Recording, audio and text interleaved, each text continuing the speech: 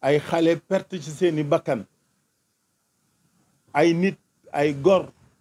yu deful dara parce que dañu am seen ngëm-ngëm rek dem tëdd ci kaso. Pour la première fois on a vécu une pré-campagne boo xam ne musu fee am. Contexte boobu li ko indi yéen ñëpp xam ngeen ko.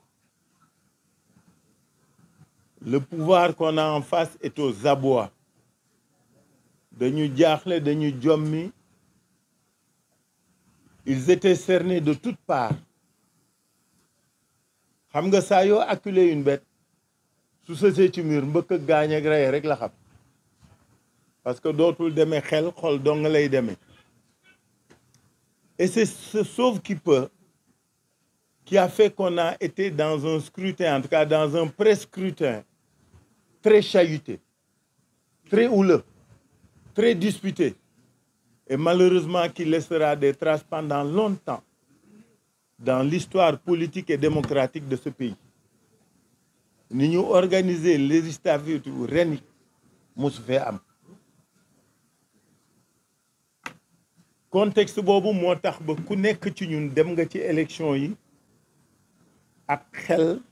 ak xol boo xam ni musul am.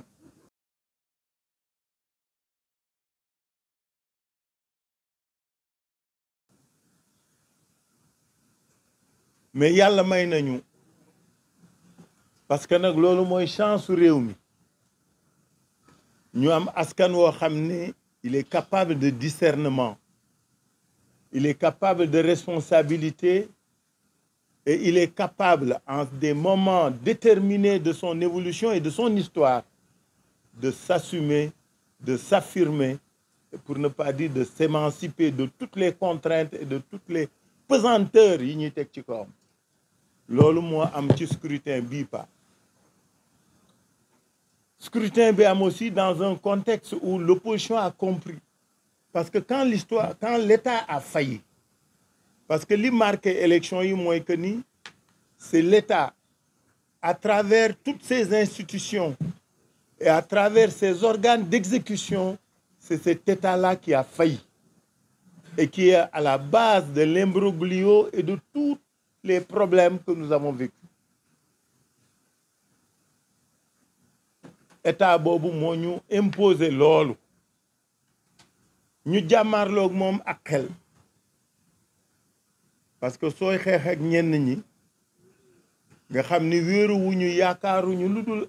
làqatu ci ginnaaw état pour di def li ñuy def da ngay séq ak ñoom da ngay def ak leen ak ñoom ak xel. Et c'est ce que nous avons fait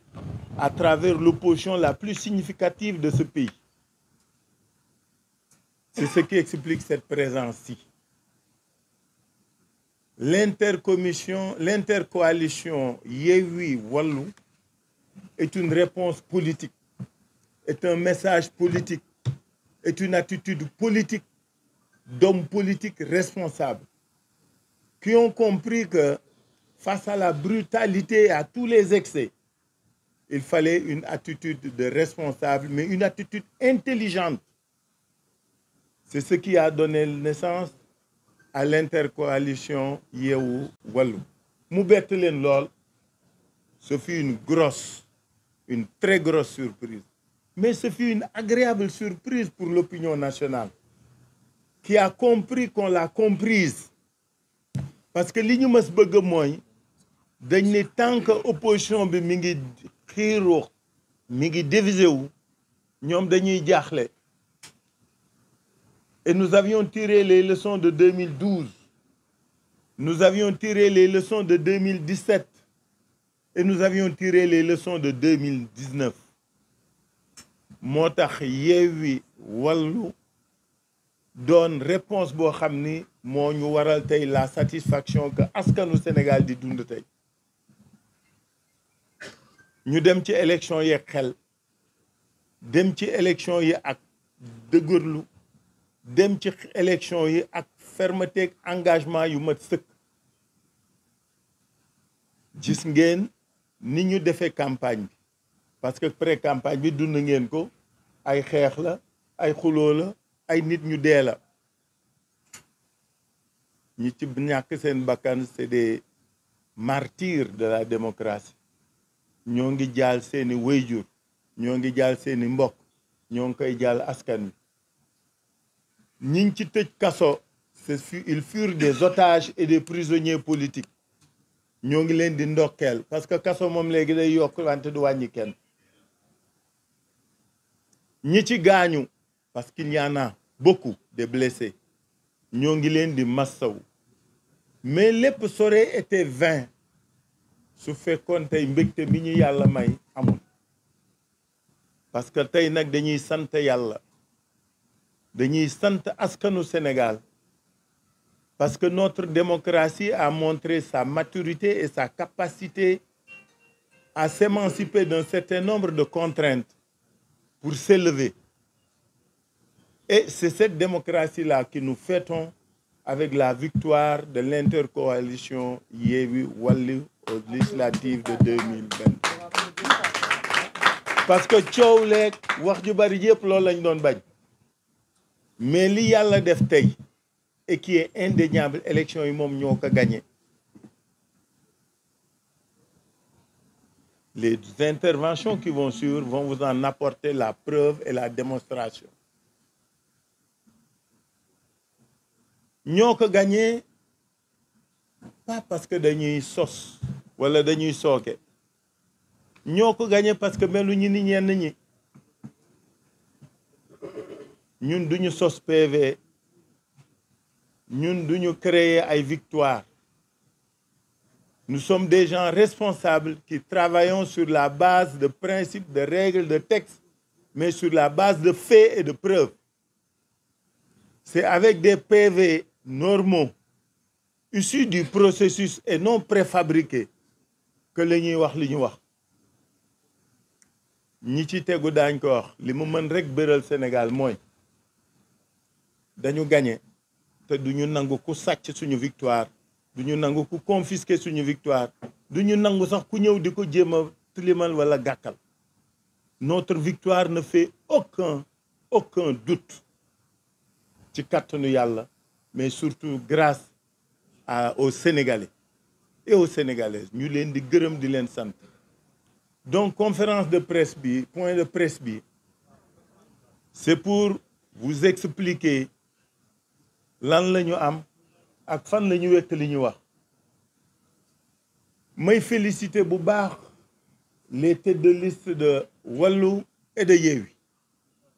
Wallu avec le président Wade qui n'a plus rien à prouver mais qui par son engagement nous montre qu'un combat pour la vie c'est un combat de conviction et de foi kooku du fay du naax saay et le fait qu'à l'âge où il en est qu'il soit capable de venir s'investir, de parler aux Sénégalais de démocratie, de développement et de liberté, dañ ko ameel njukkal. C'est de aussi féliciter pour lui rendre hommage notre tête de liste nationale Yewwi, Ousmane Sonko, qui a fait une très très belle campagne. N'en déplaise nag aux autres, parce que looloo ñu waral tous nos problème. Les gens d'en face ne voulaient pas de nos leaders, ne voulaient pas de nos responsables dans cette campagne. La seule chose qu'ils ont oubliée ou qu'ils n'ont jamais connue ou qu'ils méconnaissent, c'est que Yewwi si suuxa bi la ne gëm-gëm la projet la yéene la yaakaar la bëgg-bëgg la mat-mat la jëriñ askan wi liggéeyal askan wi liggéey ngir askan wi liggéey ak askan wi loolu la ñu sóorul ci xol bi la ak ci xel yi dara mënu koo fay que tous nos leaders aient été écartés de la course a été une source de motivation et de fierté de servir l'idéal Yewwi et tous les candidats de Yewwi. C'est la raison pour laquelle des hommes comme Barthélémy et tous ceux qui sont derrière nous méritent d'être félicités parce qu'ils ont compris les enjeux et ils ont pris la place de tout le monde. loolu rek la gars yi sóorul woon xamuñu woon ni Yewwi dara mën na koo fay xel lañ leen tonto wuñ leen xol dañ leen wax ni ñun ñoo leen ëpp xel ñoo leen gën a muus soo amee doole wala ngay jëriñoo doole jàmbur doo réfléchir lu bari looloo leen dal su ñu yëgoon tey je suis sûr que si c'était à recommencer il n'invaliderait jamais notre liste parce que li ñu sénégalais yi wan ren ci taxaw ci adhésion ci contenté ci mbégte ci engagement mënuñu leen ko fay yàlla na leen ko yàlla fay au nom de l'intercoalition ñoo ngi gërëm askanu Sénégal ci loolu nga xam ni defal nañ ko Wallu ak Yewwi ci adhéré ci fi ñu leen woo ci adhéré ci taxawal démocratie boobu mooy première leçon bi deuxième leçon bi mooy ni campagne bi ak élection yi demee gis ngeen na mu demee rafet na lool que ce soit la campagne de Wallu que ce soit la campagne de Yewwi ce fut une adhésion populaire sans faille avec peu de moyens nag fayuñu kenn dara joxuñu kenn dara c'était massif c'était populaire c'était animé mbégte rek nga ciy jële ñetteel bi mooy dañu amoon projet demuñu ci élection yi naan nit ñi voté leen ñu ngir lii dañ ni un autre Sénégal est possible nous invitons tous les Sénégalais à venir le construire ensemble on était dans une œuvre une entreprise de co-construction d'un nouveau pays d'une nouvelle nation d'un nouvel État et d'un nouveau projet économique et social qui promeut le Sénégalais et uniquement le Sénégalais et entièrement le Sénégalais looloo ñu wuutee gaañi dañu xam fi ñu jëm xam li ñu bëgg xam nañ fay demee ak kuñ fay demee ak nañ fay demee loolu moo ñu wuute moo tax dans cette campagne nous étions à l'aise xam nañ fi ñu jëm xam nañ nañ lañ fay demee ak kan lañ fay demee ak lu tax ñu dem dama bëgg rapidement rek brosser loolu pour situer li taxoon ñu demee ni ñu demee doxale nañu doxe aujourd'hui nous avons autour de cette table Lamine Thiam qui est le mandataire de la liste Wallu et Déthié qui est mandataire de la liste Yewwi. Ils vont vous présenter les différents résultats du ñu jalgati yoon gaa mais nag daañu leen wax li ñu am ñun te xam ko te mu wéeru ci chiffre li tax ñu ne gagné nañu ci kattanu yàlla ak adhésion wu sénégalais daañ leen wax aussi nan la tëddee daañ leen wax aussi fan la jëme après am na ñu fi toog autour de cette table et derrière moi